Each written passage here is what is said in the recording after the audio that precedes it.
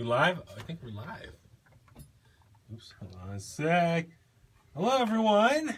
If you're tuning in right now. Don't sound too confident.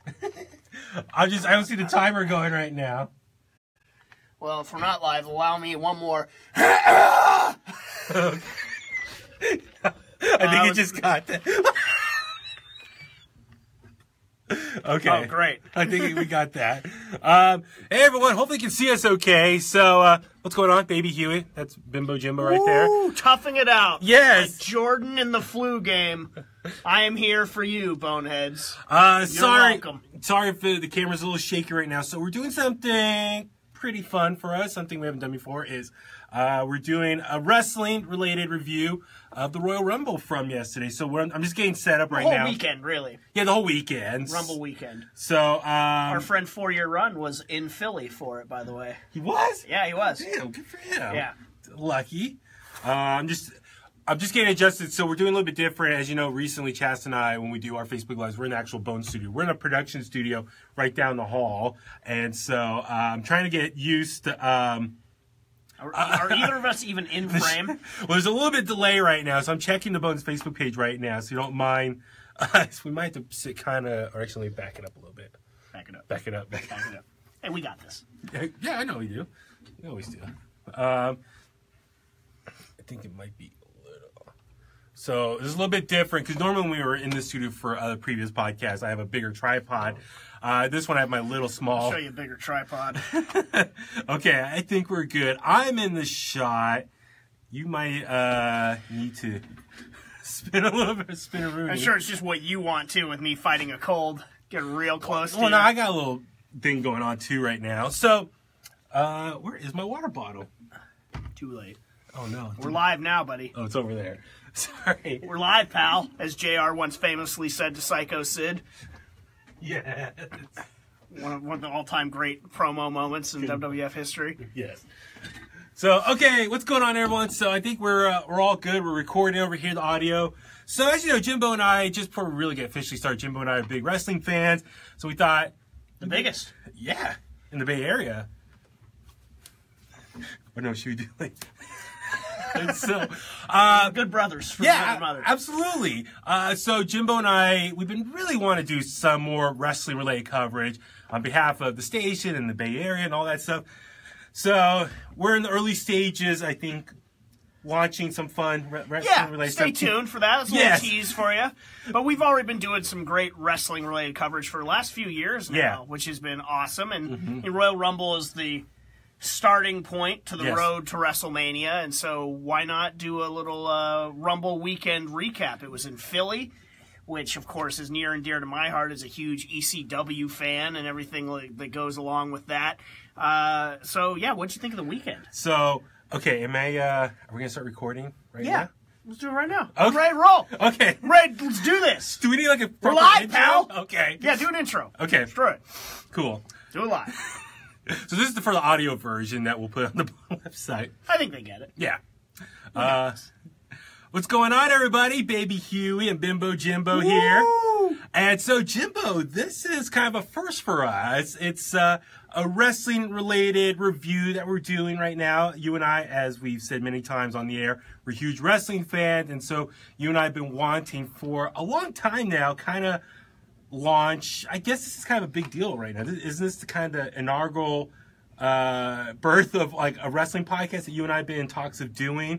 Can we kind of put that label on this right now? Is that okay? Or I mean, you know, we're it's in its infancy. Exactly. And we've been doing stuff for a long time, you know, often. I feel like this is not our first review. I feel like we've discussed things before, wrestling wise, outside of our interviews and stuff like that. And we've done movie reviews as well. Yeah. And, like, no, but I mean in the wrestling realm. Yeah. But again, this is the start of the road to WrestleMania. Absolutely. Royal Rumble weekend. It's I think for a lot of wrestling fans, it's their favorite show of the year because you see a lot of old faces, you see people coming up, getting more opportunity and stuff like that. So why not just jump right in and talk about it? I thought it was a great weekend. So I'm stoked to talk about it with you. This is the Royal Rumble. So for anyone who's listening right now who might not be as hardcore wrestling fans as you and I, WWE is known for having what's called the Big Four. Four major pay-per-views that are really like huge storylines that come to a head.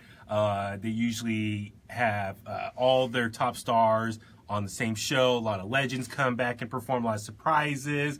And so as far as the brand new year, Royal Rumble is, as you just mentioned, the first one of the whole year, but also it starts officially the road to WrestleMania. So yeah, this past weekend was the Royal Rumble weekend, a weekend you and I have been looking forward to pretty much. I mean, even probably end of last year, once Survivor Series was done back in November, we're like, okay, the next big pay-per-view for them is the Royal Rumble. Yeah. I miss it being the big five, because King of the Ring was my personal favorite of the majors, if you want to call it like the Grand Slams of, if you want to put it in sort of tennis or golf terms or sporting terminology. I loved King of the Ring. I wish King of the Ring was still what it used to be. I miss it. And apologies again to all the Bone listeners out there if you have to endure my sniffling and or clearing my throat. I've been hit, hopefully, with just a minor version of the plague that's been going around the Bay Area. So, well, don't mind my voice too. Mine's a little scratchy right now too. Last night during the Rumble, I noticed my back of my throat was getting a little dry and like, I was like, oh no, because I just kicked this thing like a week ago. And it's all of a sudden hitting me again. So yeah, Jimbo, this weekend was the Royal Rumble. It's a big deal just because, as we know, the Royal Rumble has a lot on the line as far as the winner of the Royal Rumble match gets a shot at the world title of their choosing now, which I was not sure about that going in. I thought is whoever won, whatever brand that you're a part of, you get that automatic title shot for that respected brand. I mean, in the past they've done that though, where it's like you get to choose. Like I mean, the famous moment with Batista and Triple H, and you know that you have gotten that decision. I'm glad they brought back the decision because it adds a little bit of intrigue. You know, because people will sleep on that. You know, and just assume. Yeah, exactly. Okay. And you know, let's say somebody that's not affiliated with the brand, like if an NXT call up were say to win the Rumble, like, well, which one are they going to be going for and stuff like that. So let's just go ahead and start with the whole weekend. So things kicked off Saturday night. Here in the Bay Area for us as our time, we were watching the evening, was an NXT TakeOver. So anyone listening, NXT is, I guess you could say officially WWE's developmental territory or promotion. I compared it to actually Ryan Covey of KMBR last night. He was asking about what is NXT TakeOver and stuff like that. So if you're not familiar, NXT, I wouldn't call it minor league. And this is how I explained it to Ryan Covey, it's like college football versus NFL. Okay. And both have some people out there are just college football fans. And I think some people out there just like NXT or enjoy NXT more than even WWE. It is their developmental brand, but it is a brand that has been so wildly successful that it's I think become more than even they anticipated. Oh, absolutely. And they have devotees just to NXT. And so it is, again, it's a little different style. It's a little different storytelling. I think it's a little older school. It's a different vibe. It has like even more of that like indie feel. It has an indie feel. I mean, they bring in guys off the indie, so they're still sort of learning the WWE playbook. The way I look at NXT is it's simpler. It's 1 hour is the program every week. And you get much more straightforward storytelling, which on a lot of levels I appreciate. I feel like there's more of which is unlike the indies, there is more of a sort of character development deal too, more gimmicks. Backstage, like promos, interviews. So it's very old school vibe to me. So this weekend was NXT TakeOver in Philadelphia. So NXT TakeOver, that name alone, it's kind of NXT's official name for like their big pay-per-views, and those usually occur the same weekends as one of the big four pay-per-views I was referring to earlier, which, just to summarize, Royal Rumble, WrestleMania, SummerSlam, and Survivor Series. Jimbo, in his heart, back in the day, the fifth one was King of the Ring. Blowing out for King of the Ring. But I think kind of more current time, the fifth one is now kind of been Money in the Bank recently, right? That's an interesting point. You could make that case for sure. So NXT TakeOver. I preferred Money in the Bank just being a match at WrestleMania personally, but yeah, I missed that too. So this Saturday was TakeOver in Philadelphia, and so going into this, they had 5 matches lined up. So I guess Jimbo, we can go down the line, kind of recap all the matches, but initially just your initial overall thoughts of the pay-per-view. So sort of the theme whenever there's a major, it's kind of like a Shawn Michaels-esque, can you follow that kind of thing from NXT, I feel like, on the takeovers. And I feel like they did it again. They put on, overall, a really, really fantastic show. The main event, early match of the year, contender with Andrade Cien Almas defending his title against Johnny Gargano. Aleister Black and Adam Cole in the Extreme Rules match was excellent as well. Adam Cole, baby! Couldn't have said it better myself. And then you got Ember Moon and Shayna Baszler, which is interesting. Yeah. I'm huge on Velveteen Dream, so I was very interested in his match with Cassius Ohno. And then we had Undisputed Era, the tag team champions Bobby Fish and Kyle O'Reilly taking on the Authors of Pain, who I think they are soon to come up to the main roster. Yeah. So for me, watching this, I was watching with my brother Tommy, and him and I were just very engaged the whole time. I mean, just to NXT's credit, from the matches scheduled, but just the performance from all the wrestlers that night. It was just a very fun show, and the crowd was super into it. And so kudos to the NXT universe, if you want to call them that. They just delivered on all aspects of it. So first match of the night was the tag team, Undisputed Era versus the Authors of Pain. Undisputed Era, which is Bobby Fish and Kyle O'Reilly. Those guys are the current NXT tag team champs. And so for me, it was kind of exciting to see like two big dudes, which are Authors of Pain, versus Undisputed Era, which are the more smaller, athletic, that they have that indie look, I guess you want to call it that. So it's definitely two different styles clashing. Yeah, I remarked on this while I was watching it. I thought that they could have been doing the Authors of Pain a disservice in this match, because of the fact that the Authors of Pain have been so protected and they are so big and powerful looking. It almost didn't look believable. Yeah. And I never say that about like a small guy going up against a big guy. I mean, I'm a Rey Mysterio fan and all that stuff. There's ways of doing it where it is believable. But going into this tag match, I think it's harder in a tag format, sort of to have like a double David versus Goliath storyline, especially when your Davids are heels, you know, and with the Undisputed Era and stuff like that. So I thought that was almost setting up possibly for doing Authors Pain not doing right by them. But I give them credit. Yeah. They worked a very smart match. The psychology was good. You know, that they were working at the knee of Akam or Razor, I forget which one, and stuff like that. So they overcame that, and they definitely made the Authors of Pain feel as powerful. I don't think they lost anything in ultimately taking the defeat there and everything like that, and it kept the belts on the Undisputed Era. And again, I think the Authors of Pain are probably coming up. They are really impressive.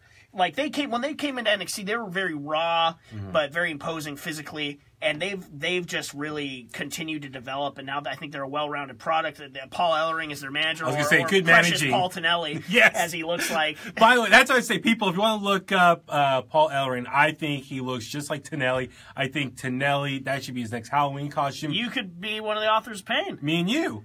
I'm a little small. I'm more like, I'm not Author of Pain size. I'm like Sticky Note of Pain. Well, you have to wear some big boots, like I don't know, maybe boots. You and Lamont could be the Authors of Pain. And we have masks on, take them out. I'll be Shawn Michaels. Of course. Actually, Shawn Michaels, just grow your beard out. Yeah. But, no, that would be great. But so that's the thing. So, Undisputed Era end up defeating Authors of Pain. And so now the rumor is Authors of Pain are now going to get called up to the main roster. Just curious, which one out of the two brands do you think they should go to, Raw or SmackDown Live?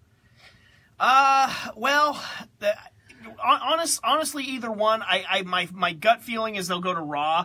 You know, it'd be interesting if they ever healed Roman and they wanted to put the Authors of Pain with Roman. That would be pretty sick. That would be cool. Because they have a similar look. I mean, they have a similar ring attire and stuff like that. Are they Samoan too? I'm not sure what nationality they are. Okay. But just it would be sort of almost like a redo of the Shield, only more evil, more bruising. I mean, the Shield had their run when they were bad guys too, but it would be a very different sort of vibe with that. And you could almost have Seth and Dean recruit like a third guy. I don't know, maybe a Kurt Angle to then go against them. Jason Jordan. God, no. So, but here's the thing. So it looks like Authors of Pain are going to get promoted upward to one of the main shows.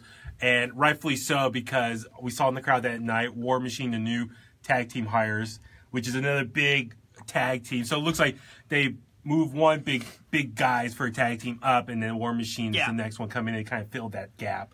And so, yeah, it was still a great match. So it was definitely big guys versus small guys, but it was very entertaining. And I think a lot of people it was probably second best match of the night, just a lot of the reviews I was reading for it. Then, yeah, we jump ahead. Next match was Velveteen Dream versus Cassius Ono. Did I say it right? Cassius. Cassius, sorry. Like Clay. Sorry, my nose is plugged. Clay. Cassius Clay. Yeah. Yeah, Muhammad Ali. Yeah. It's just like that, only with a K. Cassius.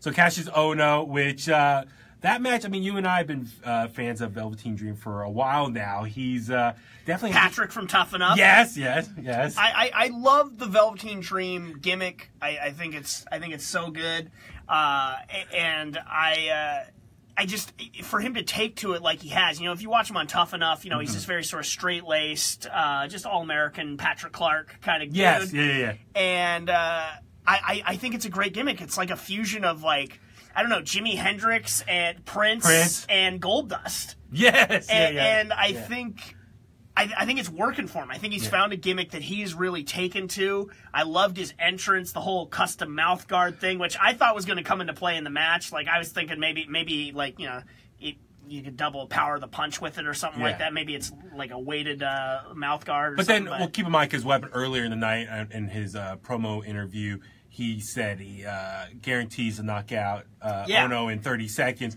which the crowd was counting down. And as soon as they hit like 29, he throws a punch and lands. Yeah, I loved his ring attire too. He came out there like Apollo Creed-esque and stuff like it was. He really is taken to that gimmick so well. Yeah. I would love to see him get called up to the main roster and then circle back to the aborted Goldust storyline that they did, and that Goldust was going to he was sort of teasing a new protege kind of deal. Oh. I would love it if it was Velveteen Dream. I don't think he needs it, but it would be cool. Interesting. And he did in fact defeat Cassius Ono, so I was happy to see him pick up a win. Oh, and for Cassius Ono's credit, since he's been back with NXT. He's had a long, great career between NXT and the Indies. I mean, he was Cesaro's old tag team way back in the day, Ring of Honor and whatnot. But I think since he's been back with NXT, his role is, I don't know how much of a push he's going to get in the future, but he's a credible wrestler that he helps put other guys over. And so I think with Velveteen Dream, this was a good match, I think, to really keep Velveteen Dream's momentum going for the next few months. So we'll see how that plays out. But yeah, it was a solid second match of the night. I think that he had his finish. He didn't jump from, like, you saw the turnbuckle. Yeah, he jumped from the actual post. Yeah, and I was like, whoa. That was kind of a little extra distance he had to cover. So he does that. It was great. It was really fun to watch. And then third match of the night was Ember Moon, the current women's champion, taking on Shayna Baszler, who's this one, I enjoyed the build-up to it as far as Shayna, since she's been signed to NXT, just built like this badass MMA fighter who's like choking out everyone and just all of her submission moves. So even though Ember Moon's the champion, she had her work cut out for her going into this. Yeah, it was fun. This one, the only thing I'll say about that is I was screaming at the TV because Ember got through the rope break during the armbar spot. And then Baszler like pulled her off of the ropes and put her in, and I started yelling like at the TV. I was like, "Dude, ref, you gotta break that hold. That's an illegal hold. She had the ropes. You gotta let her." I was like, "Dude, enforce the rules. Take some control of the match." Yeah. But Ember still won. She's selling the arm injury now because of that, and then she got jumped after the match by Baszler and stuff like that. That was a good women's match. I like Ember Moon. She needs to come a little bit further in her promo work, but her in-ring athleticism is off the charts. So her finisher is... the Eclipse is dope. Yeah, it's very cool. But I was going to say also, just, great her selling just the arm injury. And then also for Baszler, just setting her up as still a monster to work with. Yeah, she was definitely protected in defeat. Yeah, I mean, it definitely showed her inexperience as far as Moon was able to roll her up and just kind of capitalize on her inexperience in the ring. Yeah, I liked that. So that was really cool. And then, jump ahead, fourth match of the night, which this one, so just a little FYI behind the scenes here, we do a pool, a bunch of coworkers all pick matches who we think is going to win all the matches for the weekend. This one, for me, was probably one of the hardest ones to pick on. Aleister Black versus Adam Cole, baby! Just because going into this, either one of them have strong reasons why they should win. Yeah. Going into this, I mean, I like you, I'm a huge Adam Cole fan. So I picked with my heart here, and I took Adam Cole. Yeah. Even though from a narrative aspect, it did make more sense for Aleister Black to pick up the victory, because then he could go on to challenge who I thought would win the title match, which is Andrade Cien Almas, as being the babyface, taking on Almas. I do think he's going to take the NXT title off of Cien.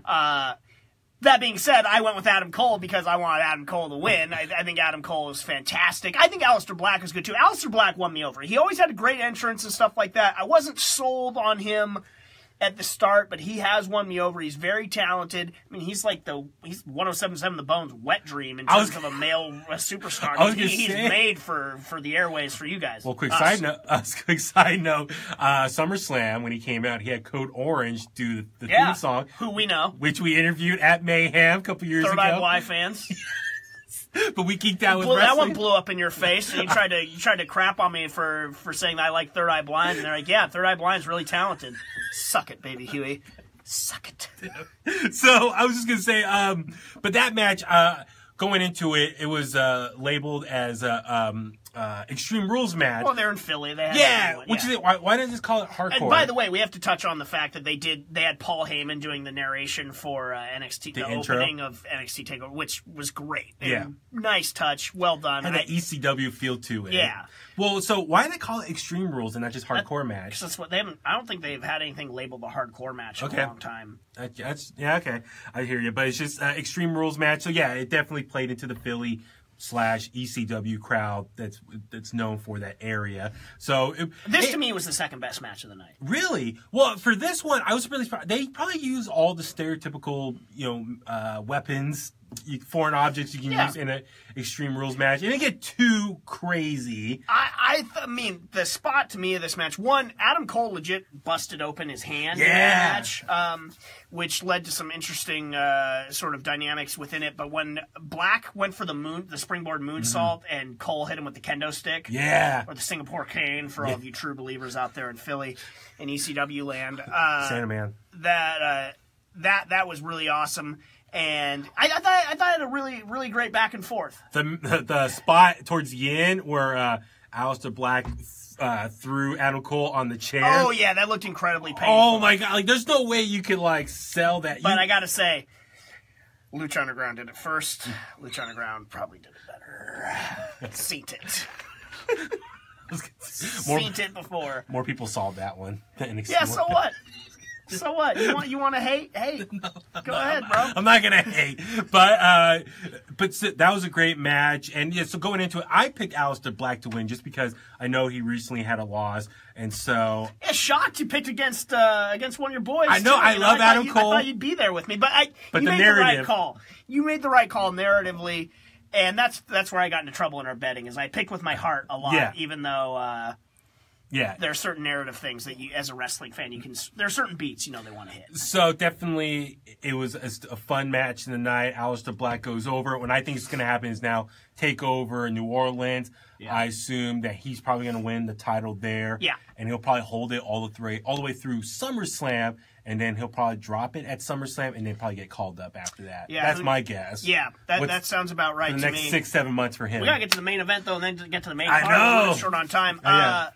Main event with Andrade Cien Almas taking on Johnny Wrestling. First of all, the intro for Cien Almas. Yeah.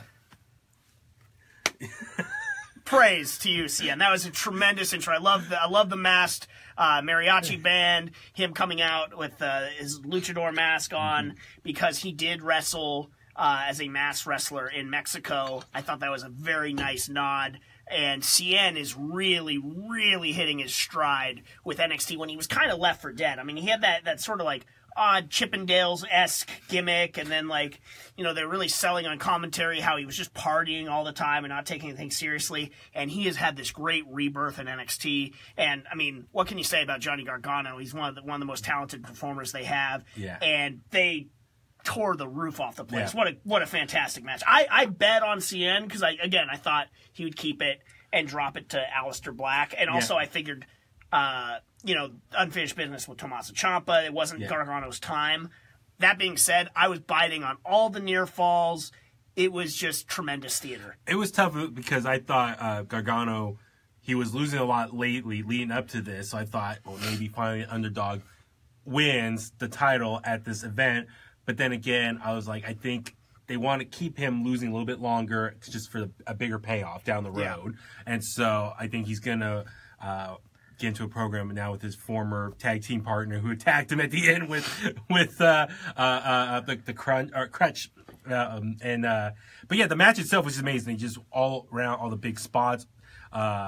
Johnny's wife was out there. Yeah, Candice LeRae. And she got involved as well. And just, it was the match. That's like why we love wrestling. Just all the big spots. The guys just leaving it all out in the ring. A lot of big moments in that match.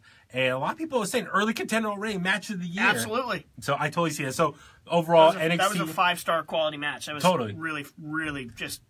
That was a masterpiece. So should we just real quick, how should we rate the actual NXT TakeOver? Do you want to do like a rating system, a number system, grade? I don't really have a rating system. It entertained me from start to finish. Okay. I loved it. It was a great tone setter and a tough act to follow for the Royal Rumble match itself. Okay. Which I guess we should get to Sunday. Yeah, totally. So jump at Sunday, big day, Royal Rumble 2018. In Philadelphia. It's, as we said, it definitely launches the road to WrestleMania, which is something we'll be talking a lot about for the next coming weeks, months.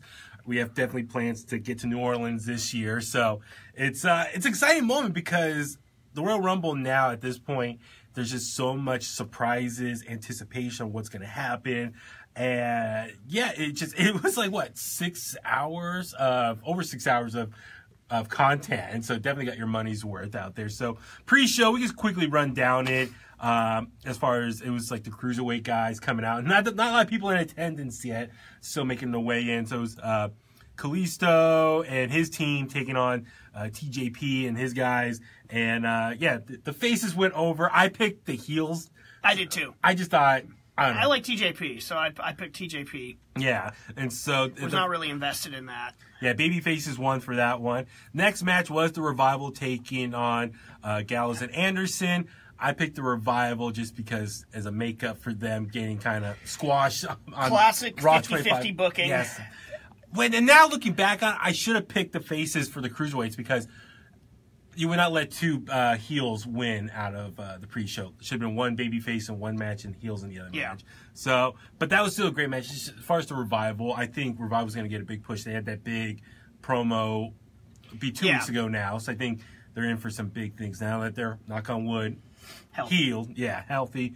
And then, Bobby Roode came out, the recently crowned U.S. champion versus a mystery opponent. And so I think a lot of people were speculating who could it be. EC3, Bobby Lashley, maybe some other surprises, but turned out to be Mojo Rawley. So he put on a solid match, but then I was thinking about, you know what, you're not going to waste a big return on a pre-show. And for them to lose, because Bobby Roode's going to retain the belt. I don't like the pre-show just for that reason. I think just put it all on the main thing, just make it longer. I don't believe in a pre-show. I just don't. I know that's how it's been done in the network era. I prefer not having a pre-show, though. But we kicked off the main festivities with WWE Championship match. Which I was super shocked. My brother and Tommy were watching, and we're like, oh my God. They really starting with the championship, the WWE Championship, AJ Styles handicap match. We were there live in Sacramento when they did that, though. That's right. Yeah, that's true. I was not surprised by it. I thought so. It was AJ Styles versus Kevin Owens and Sami Zayn. Yeah. I thought they delivered a really for such an interesting concept, a handicap match for the WWE Championship. I thought they worked a really great match. I thought they played up the stipulation really well without overdoing it. Yes. Which was great. And I thought the finish was well done in the sense that it made me question whether or not that was supposed to happen. Oh, okay. Like, did they really miss the tag and stuff like that? Or are they calling an audible on the fly kind of deal? Was that what they intended? And obviously it was. But the fact that it makes you stop and think means that in pro wrestling you've done what you came to do. And it furthers the whole, conspiracy, I'm getting screwed thing. So 2 things from that. One was I did enjoy that Shane McMahon and Daniel Bryan didn't get involved in this, so it's like, let these guys have their match. It wasn't overbooked. Yes. And then 2, at first I thought, I thought this was just going to be the blow-off match to end this feud. Now it looks like, obviously, it's going to keep going for a little bit longer, which, I don't know. I mean, I guess they got to fill up sometime before, well, now we know what AJ's plans are for WrestleMania, but this is probably the immediate plan for AJ Styles for probably a few more weeks before we'll get into what his next step challenge is. But yeah, it was still just an awesome match. I mean, AJ Styles, he always delivers. I mean, come on. Yeah. He's the man. I mean, 3 great performers in one match. Yes. I mean, Ric Flair on the pre-show said he's this generation's Shawn Michaels, which is high praise. Yes. Woo! Very, very high praise. And then the next match of the night, which is, I'm just trying to look at the Usos. Yes. Taking on Gable and Benjamin for the SmackDown Live Tag Team Championships. And this match really interested me. I thought it was going to be match of the night, potentially. I still really enjoyed it. But, well, it was a clean sweep. It was 2 out of 3 falls. Yeah, 2 out of 3 falls tag team match. And this is another one of those things. The first fall took so long to get. They were kicking out of everything, which was really intense. I literally was sitting there watching it, and I was like, did they forget this is a 2 out of 3 falls match? Like, they were sort of working it like it was 1 fall to a finish. And I was like, dude, they're going to run out of time. So that they finally, the near falls to score that first fall, I thought the psychology of that was great.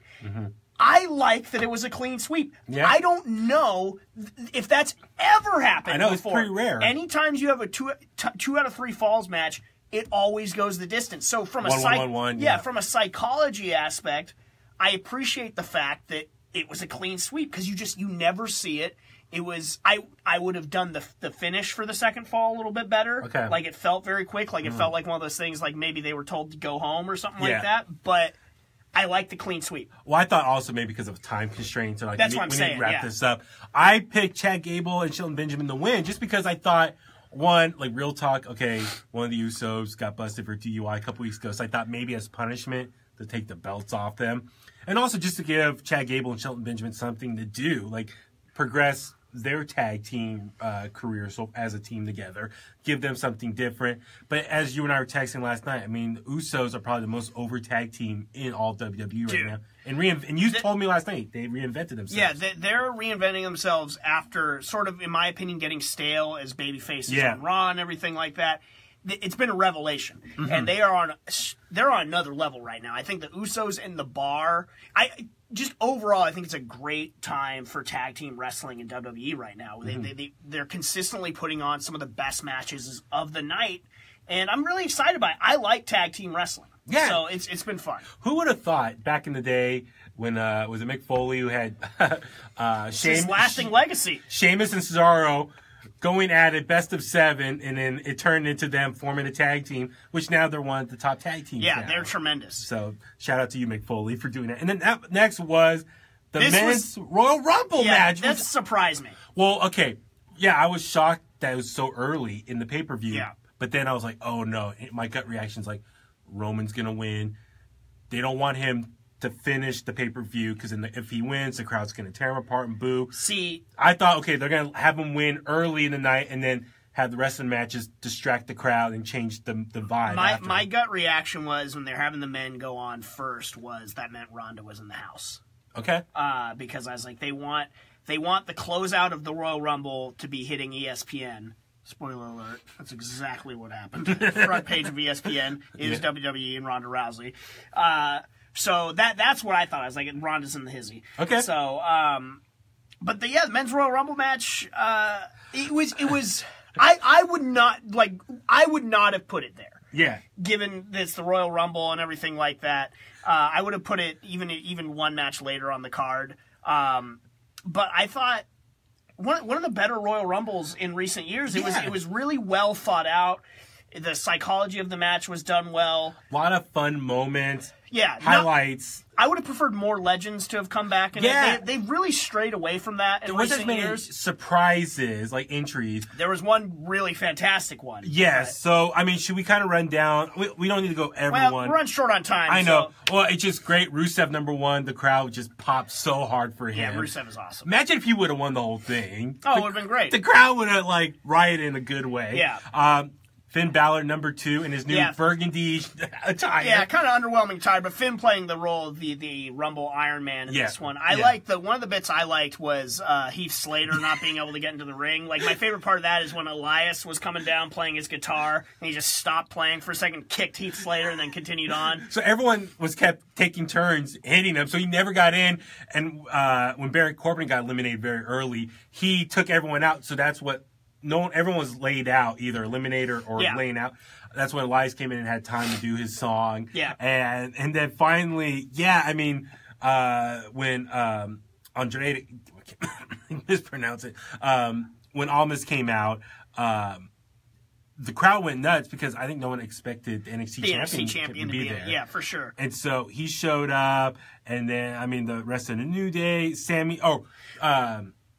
oh my God, I'm blanking. Ty Dillinger. Ty Dillinger, he got jumped. He got #10 again, but he got jumped in the back, and Sami Zayn took his spot, which was great. I liked the New Day eliminations, but Xavier saving Kofi, and then them using the pancakes, and then him pogoing back into the ring. That was great. And then throwing Jinder out. When they eliminate Jinder and they just start throwing the pancakes at him, that was hilarious. As far as surprise entrance, we had the Hurricane in this one. Yes. Which was... I did not expect the Hurricane to be in it. Yeah. It had a short-lived stay, but it was nice to see him. I mean, to his credit, I mean, I'm sure it was a good payday, so he flew all the way up just for that quick little appearance in and out. Yeah, and it was cool. I would have liked to see more stuff like that. Let me ask you this. I just saw this online. Someone's predicting maybe he's the new 205 Live GM. But he's not really been a cruiserweight, right? Known for that? What?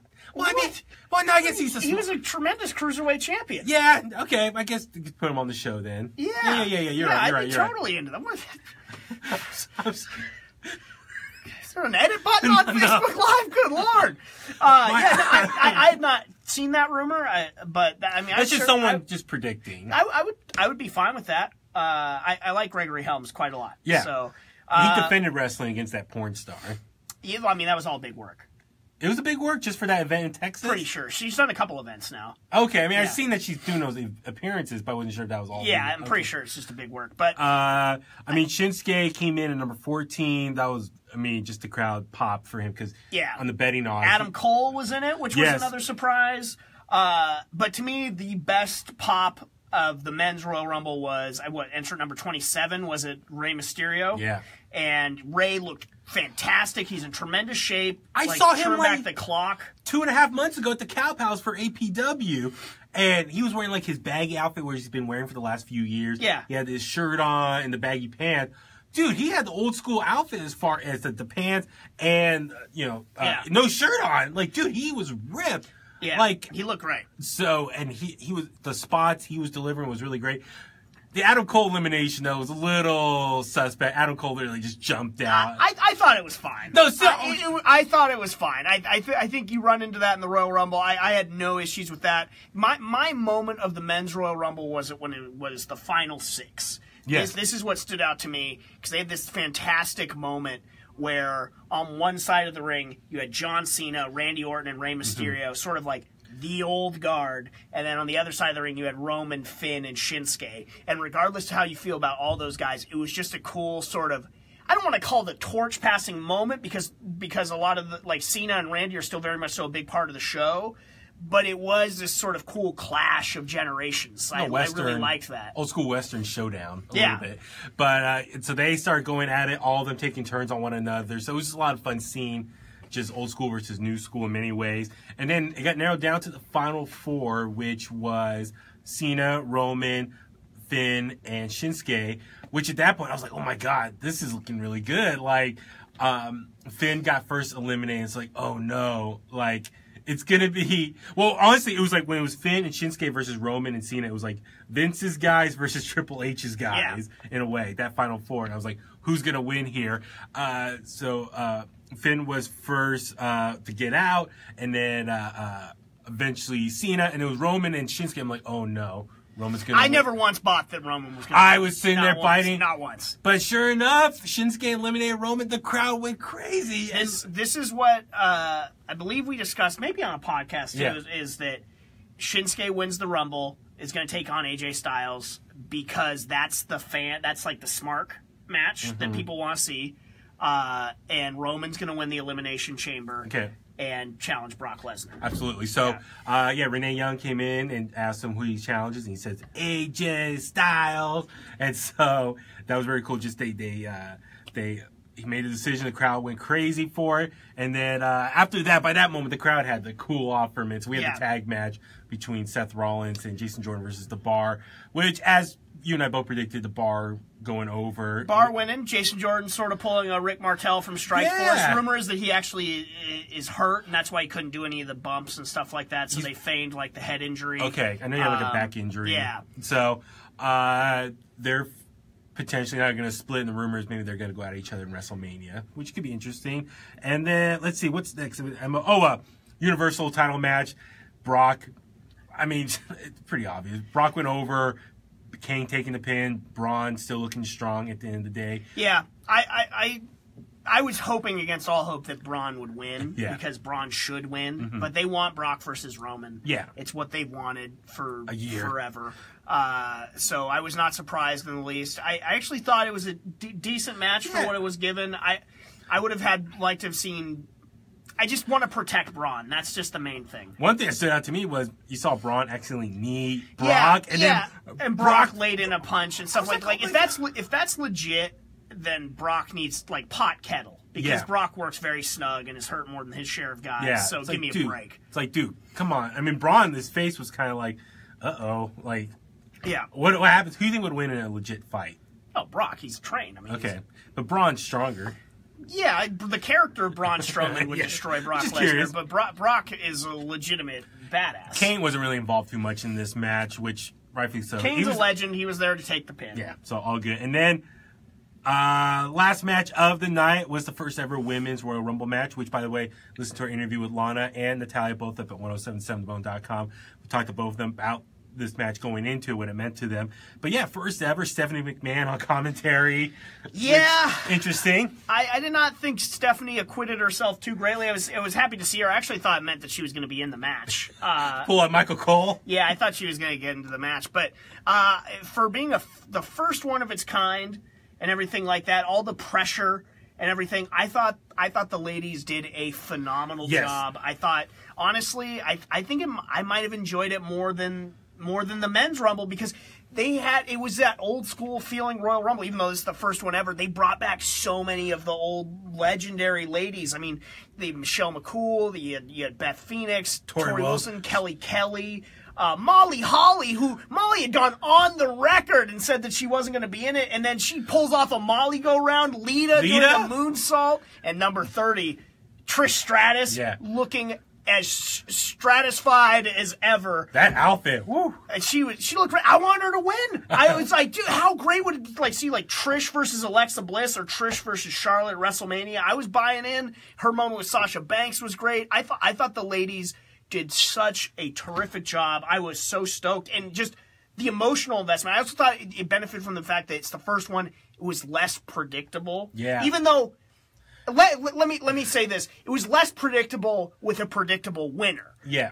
If that makes any sense. Yeah. Well, going into on all the ads, Asuka was dead center in the advertising. Yeah, and, no one's ready for Asuka and all that stuff. I will say this, Joe. I was a little disappointed. I thought maybe a little more of the NXT talent were going to be brought up for it. Because if you combine both women's rosters on Raw and SmackDown, there was definitely a lot of open slots still to fill for the overall 30. So, but they used that more for just previous division. I thought they did it perfectly. Yeah. Because listen, NXT girls, you're going to have your time. But those ladies that came before that don't work a full schedule, this might be the last time that they're in shape or able to do, a match like that. They paved the way for this to happen. So they deserve those spots, in my opinion. Gotcha. And so, Final Four was very surprising as far as Asuka, Nikki, and Brie Bella, and Sasha, which I was super surprised. I mean, as far as give Sasha credit. She was the Finn Balor of that match, if you want to call it that, as Iron Woman. She came in, what was it, number 2? She was 1. 1, that's right, 1. Lasted all the way through, so I love her Wonder Woman outfit, by the way. Yeah, it was great. So, they eliminate Sasha. First, the Bellas jumped her, and then Nikki eliminated her own sister. Saw that coming. I know. Saw that coming. I was hoping that they would Total Bella season 3 right there. Oh, yeah, for sure. Yeah.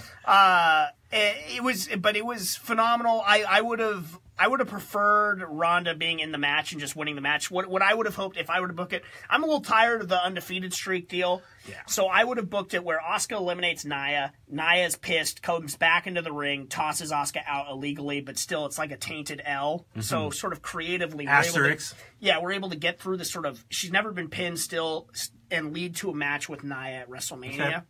Yeah. But Asuka won the match. Before she could pick, Ronda Rousey comes out. Yeah. Wearing Roddy Piper's jacket, which was really nice touch, I felt. And coming out to Joan Jett's Bad Reputation. Yes. I wonder how much they paid for that, to get that as her theme song. Yeah. But she comes out and does the point.